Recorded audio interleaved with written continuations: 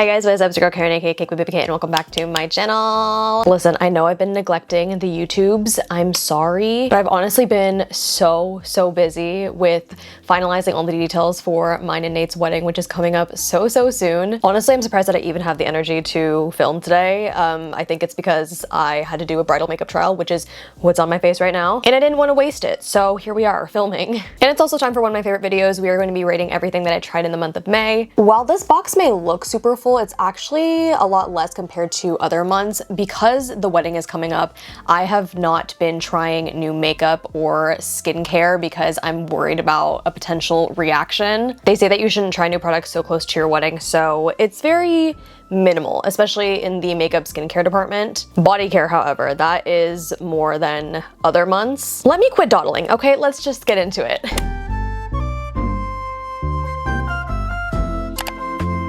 Instead of starting off with skincare, hair care, body care, we're actually gonna do makeup first this time. These freaking blushes. These are the new Rare Beauty Soft Pinch Matte Bouncy blushes, and I really thought I was not going to like these because the bar for blushes, especially in the Rare Beauty brand, is so high for me. Obviously, the Soft Pinch liquid blushes are a cult favorite. I personally love the cream blushes, even though they're not as popular. So when they came out with these, I was just like, okay, how are they gonna top what they already have? But these truly blew me away. I don't think they necessarily top what they already have, but it's just different. Like, you can't really compare apples and oranges. Like, these are different formulations. Anyways, these retail for $27, and my one gripe is that for that price, I would like it to have a mirror. It has the plastic packaging, which, you know, is not make it or break it for me, but it's just something to note, especially at this price point. Here's what the blush looks like up close, and it almost has like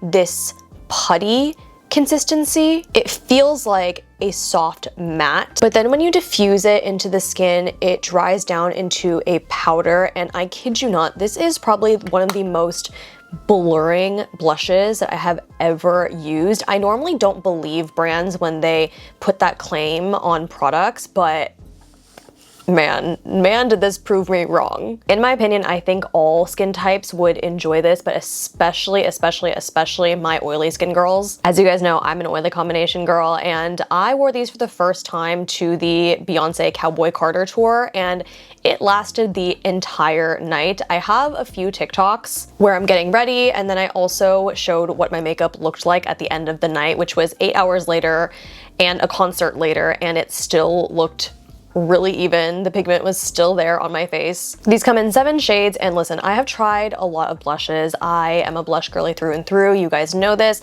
It has been a while since a blush formula has blown me away like this, and I am thoroughly impressed. These get a 5 out of 5. Next up, we have the Milani Keep It Full Glossy Plumping Balm. I have the shades Truffle, Spice, and Puff in my hands. There are 12 shades in the range, and they retail for $16 each. Now, these are unofficially supposed to be a dupe for the Hourglass Phantom Glossy Bombs, which are a pretty penny. Is it a 100% dupe?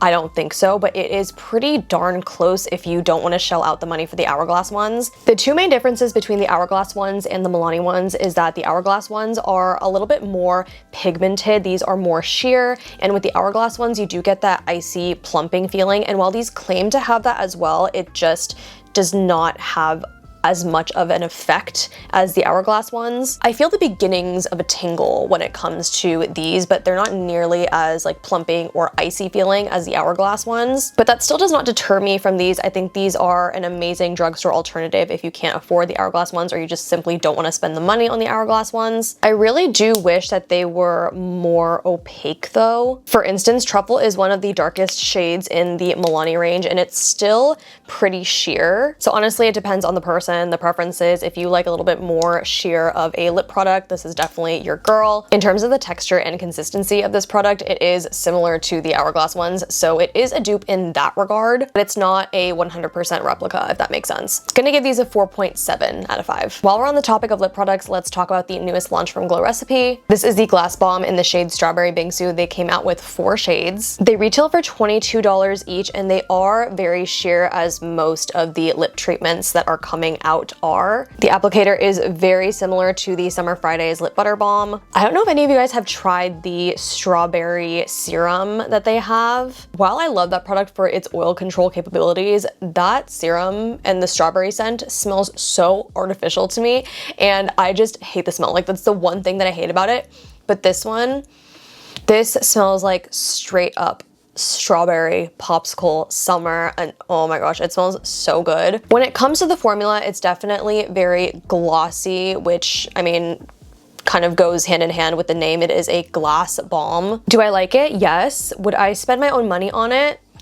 Probably not, just because there are so many lip treatments on the market right now. And I'm honestly kind of surprised that it took them this long to get into the game with their own. Will I continue to use it? Yes. But you guys know, I basically say this in every video, it's really hard to impress me with a lip product. She's not horrible, but she's not show-stopping either, so I'm gonna give her a 3. The next item I actually have on my eyes right now, and I actually purchased this only a few days ago. This is the Patrick Ta Major Dimension Eye Illusion Eyeshadow Duo. I have the shade Talk to My Team. I have the lighter shade on my lids today. It does have a very slight pink reflect. To be clear, it's not what's in the inner corner, it's what is on the lid right here. So my Sephora finally got these in stock the other day, and I think I honestly just kind of jumped the gun with purchasing them. I originally wanted to purchase this for my wedding day makeup, which is why I have it on my eyes today, because I just did a trial. While they are beautiful and I like how it looks on the lids, I don't think I will use this for the wedding day because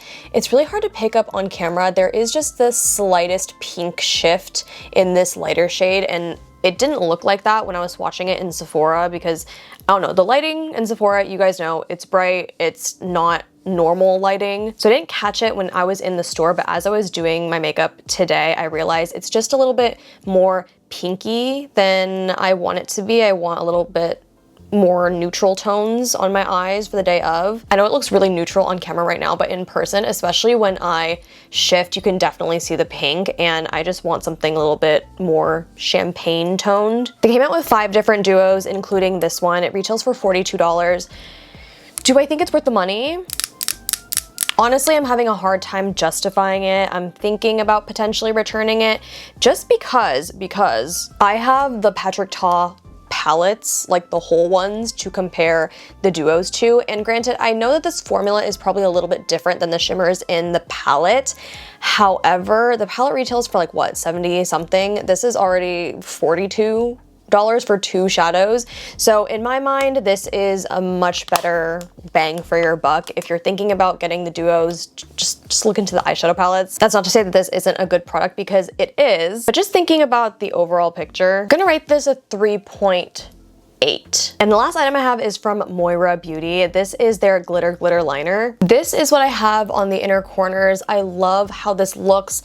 Unfortunately, it does burn when I apply it, but I just love how it looks in the inner corners. I think it's gonna look perfect on the wedding day, but I'm trying to find an alternative that does not burn my eyes when I apply, because I just know I'm going to be crying, screaming, throwing up on my wedding day, and I just don't want the potential issues that come with me crying with this on. I love how this packs a freaking punch. I mean, just look at the swatch. Like, that is just pure shimmer and pure glitter in like the best way, because it's how it's meant to be. And it's just so good for the inner corner because it truly just catches the light. It adds a little pop, it adds a little oomph. These retail for $8.50 on their site, but the one gripe, and the biggest gripe that I have, is that it burns whenever I apply it, and that just makes me a little bit nervous. I want to love this more, I really do, but I'm gonna give it a 2, just simply because I can't get over the fact that it hurts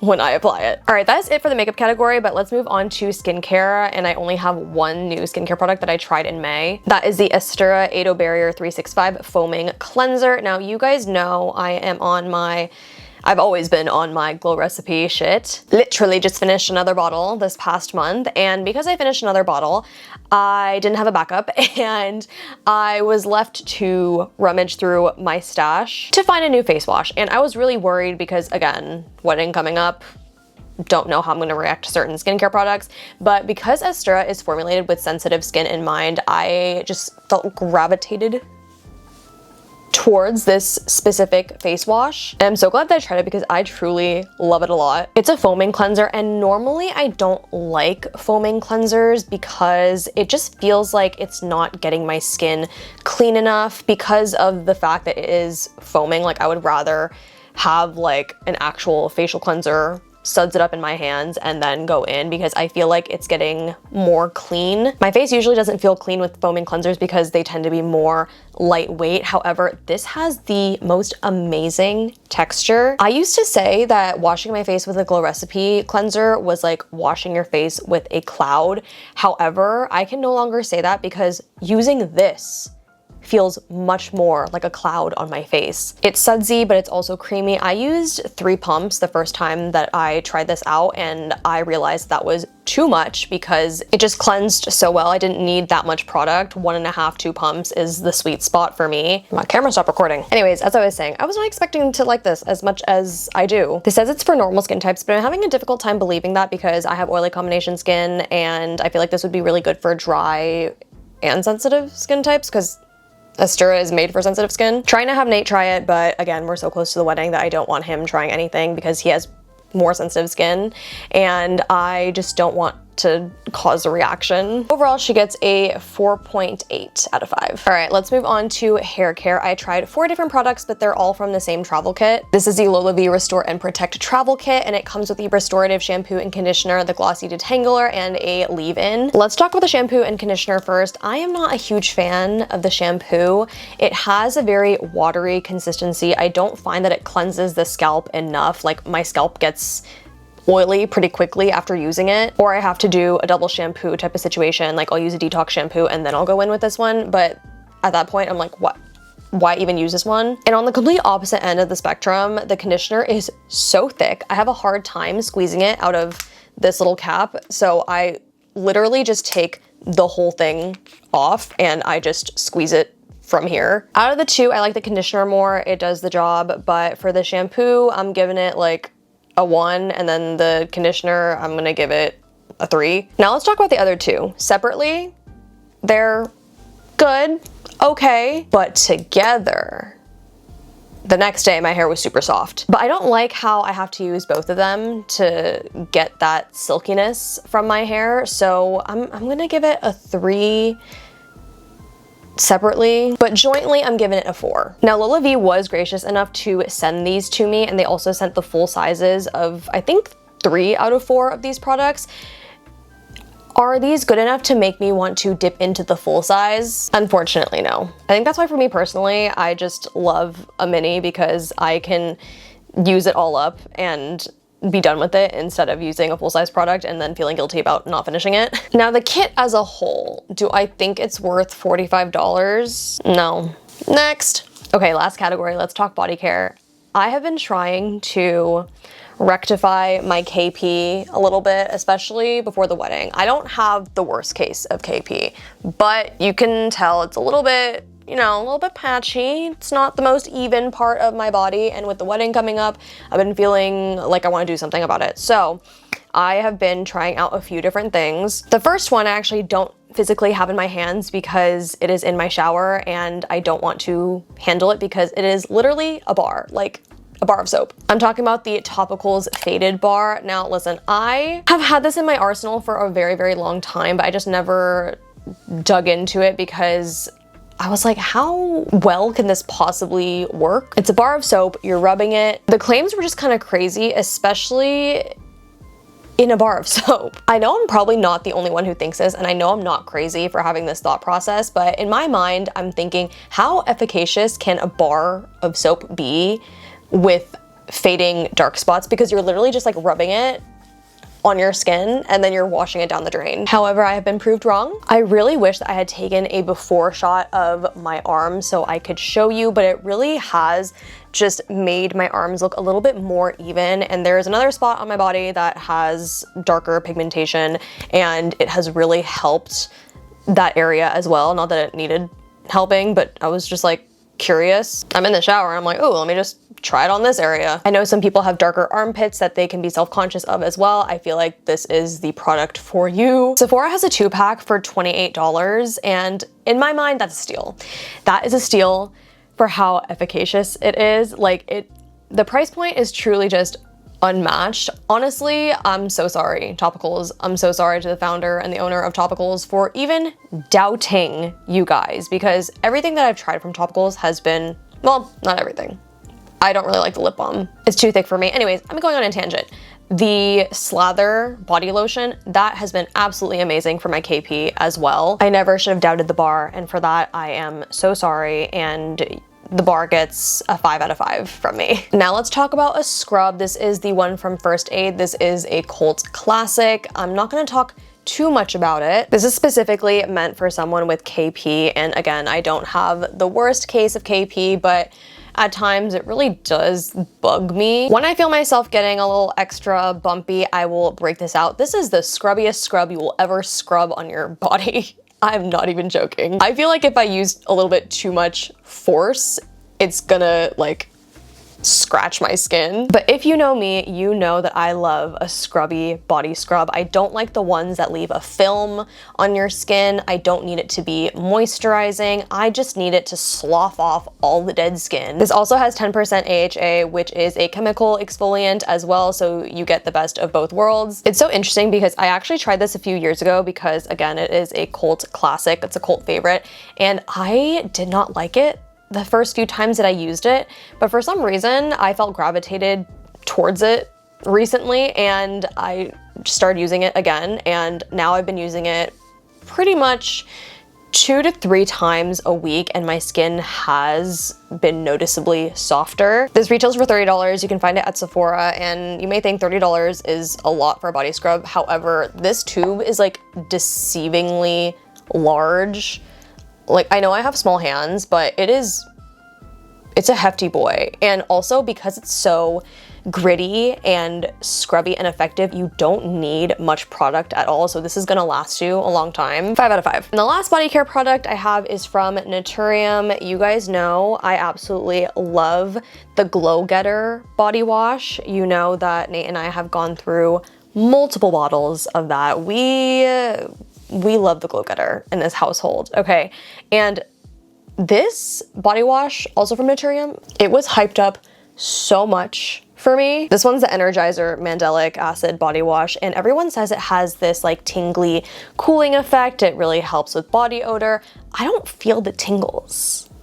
And I want to feel the tingles. Why don't I feel the tingles? As for the neutralizing body odor part, I feel like it doesn't do a better job than like any regular body wash. This retails for $16. I did buy this myself, and I don't know if it's because I perhaps let it sit in my collection for a little bit before I actually used it. Maybe that's why it's not as tingly. I don't know, maybe I got a bad batch. Is it not tingly for anybody else? Because everyone talks about the tingles, and I want to feel the tingles. It's a good body wash for me. It's not great. I'm giving it a 3. And with that, we have successfully rated everything that I have tried in the month of May. Even though I didn't try much, it still feels like I tried a lot because I've been yapping for far too long. Let me know if you guys have tried any of these products and if you concur, if you don't. And with that being said, don't forget to like, comment, subscribe, thumbs up, all that good, and I'll see you guys in my next video. Bye.